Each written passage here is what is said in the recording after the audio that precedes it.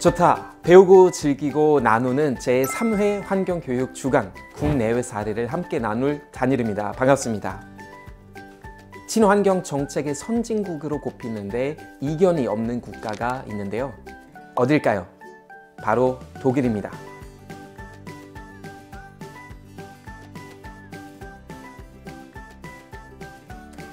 자, 맞춰보실래요? 1972년, 1986년, 1998년 이 중에 답이 있습니다. 언제일까요? 네, 맞습니다. 바로 1972년이 정답입니다. 이때 폐기물 처리법이 처음으로 제정이 되고요. 1986년에는 폐기물 발생 억제 및 관리법이 제정됩니다. 이 법령은 폐기물의 처리 방법을 단순 처리에서 재활용으로 전환하는 계기가 돼요. 1991년에는 보장제 규정을 제정하고 생산자 책임 재활용 제도를 최초로 도입하면서 특정 품목의 재생, 재사용, 재활용 비율과 무료 수거를 의무화했고요. 1996년에는 폐기물 관리법을 제정합니다. 그리고 해당 법령을 2012년 순환경제법으로 통폐합하면서 생산자 책임 제도를 법제화해요. 이때부터 폐기물 처리 체계를 폐기물 예방, 재사용 준비, 재활용, 회수, 그리고 최종 처리 이 5단계로 재설정하였습니다. 이 법령을 중심으로 독일 연방정부는 다양한 폐기물 관련 정책을 수립하고 지금도 시스템을 계속해서 발전시켜 나가고 있습니다.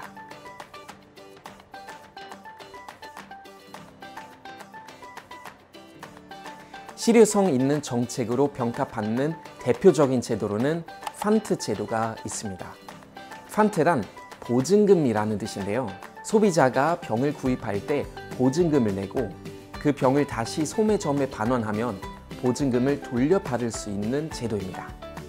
플라스틱을 아무 데나 버리지 않고 반환하도록 장려하는 방법인데요. 재사용할 수 없는 병을 구입할 때는 상대적으로 더 높은 보증금을 냅니다. 소비자 가격과 판트 비용도 분리돼서 표시되어 있고요. 예를 들면 여러분이 독일 마트에서 생수를 사요.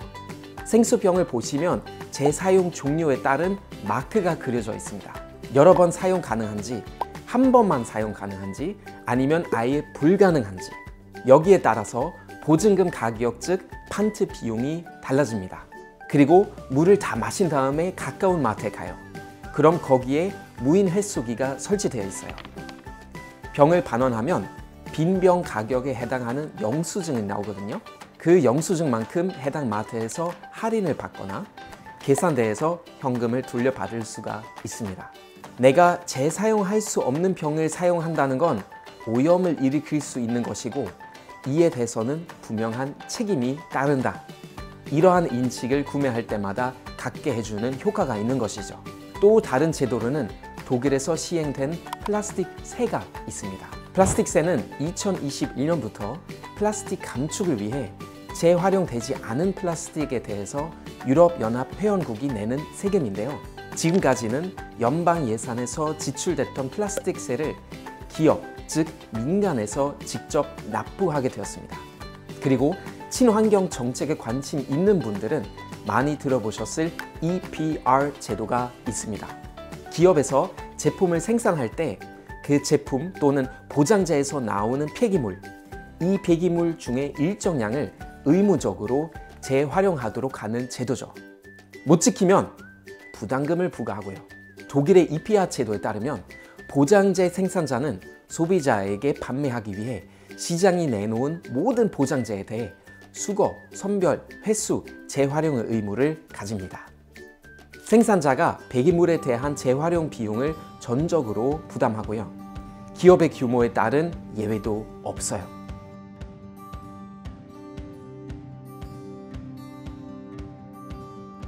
독일에서는 기업의 보장제의 수집, 선별, 회수, 재활용 작업을 민간 기구인 생산자 기구에서 도와줘요. 생산자라면 최소 1개 기구에 가입해서 사용료를 지급하는 방법으로 의무를 이행합니다. 납부하는 사용료는 생산자가 연간 시장에 내놓은 보장제의 양 및 보장제의 종류에 따라 결정되고요. 이렇게 하면 뭐가 좋을까요? 기업에서 돈을 많이 들여서 수작업으로 폐기물 처리를 하지 않아도 돼요. 결과적으로 부담은 줄어드는 거죠.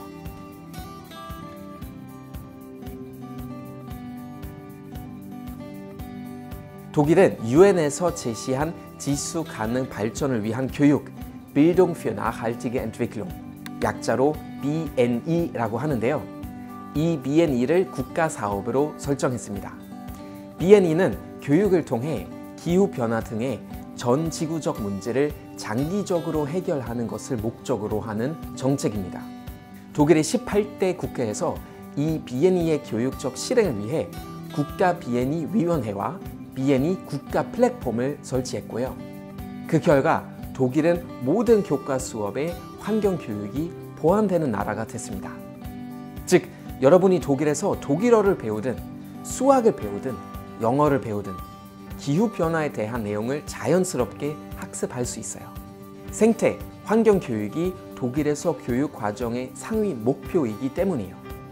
그리고 여러분이 초등학교 1학년에서 4학년이라면 사회, 과학, 통합 교과인 사물 수업을 통해 집중적인 환경 교육을 받고요.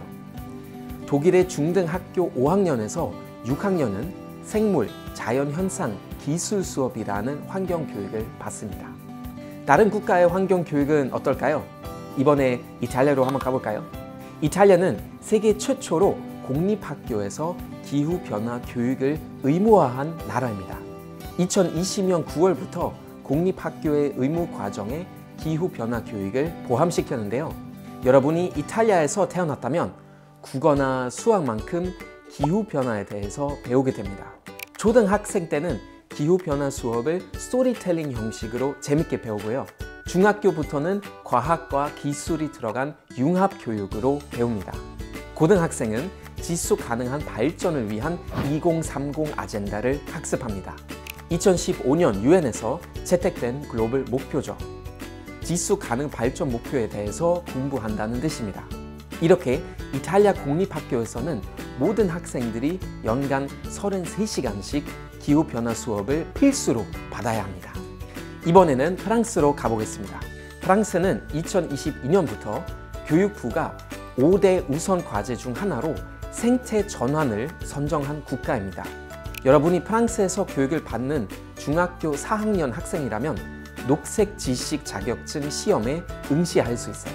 녹색 지식 자격증 시험은 생태 전환 관련 이슈들, 바람직한 식생활, 쓰레기 분류 배출하기, 기후 변화를 이해하고 그리고 지구를 보호하는 방법에 대한 지식 수준을 검증하는 제도입니다.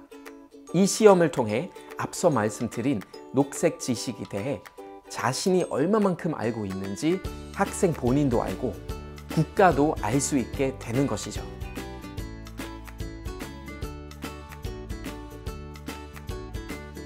한국의 경우에는 약칭 환경교육법을 시행했습니다.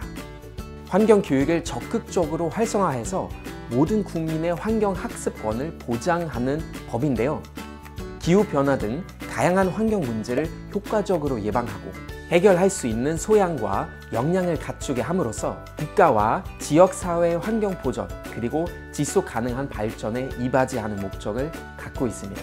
해당 법률이 시행됨에 따라 초등학교, 중학교에서도 환경교육이 의무화됐고요. 또한 환경부에서는 전 국민들 대상으로 환경교육 주간을 운영하는데요. 6월 5일 환경의 날을 시작으로 일주일 동안 열리는 환경교육주간, 다양한 환경교육을 배우고 나누고 즐길 수 있는 시간이니까 많은 관심 가져주시고요.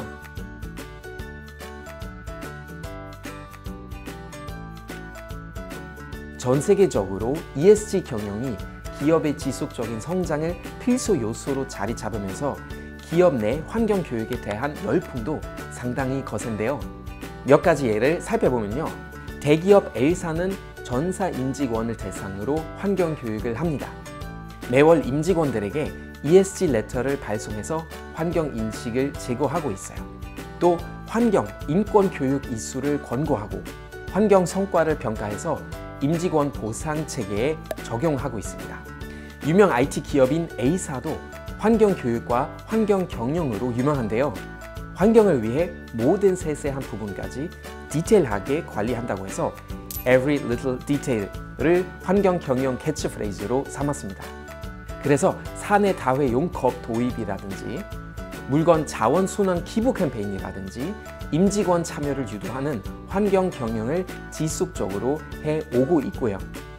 사내 환경 교육도 매년 진행하고 있습니다.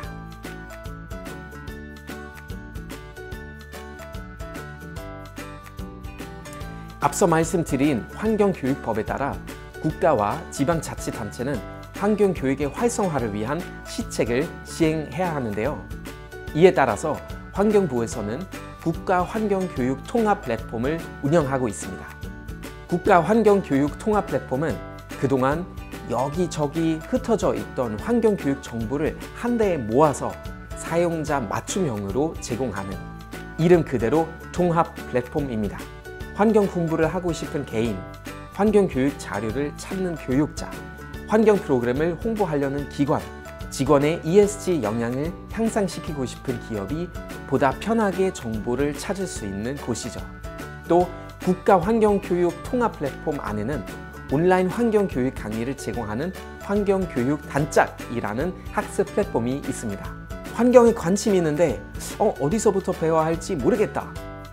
전문적으로 검증된 내용을 배우고 싶다 라고 생각하신다면 환경교육 단짝에서 분야별, 대상별, 생애 주기별 교육을 지원하고 있으니까 검색 한번 해보시기를 추천드립니다.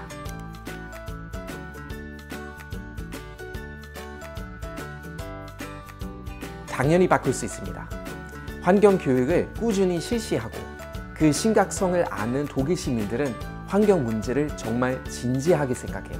작년 독일의 전체 전략 소비량 중에 재생에너지가 몇 %나 차지했는지 아세요?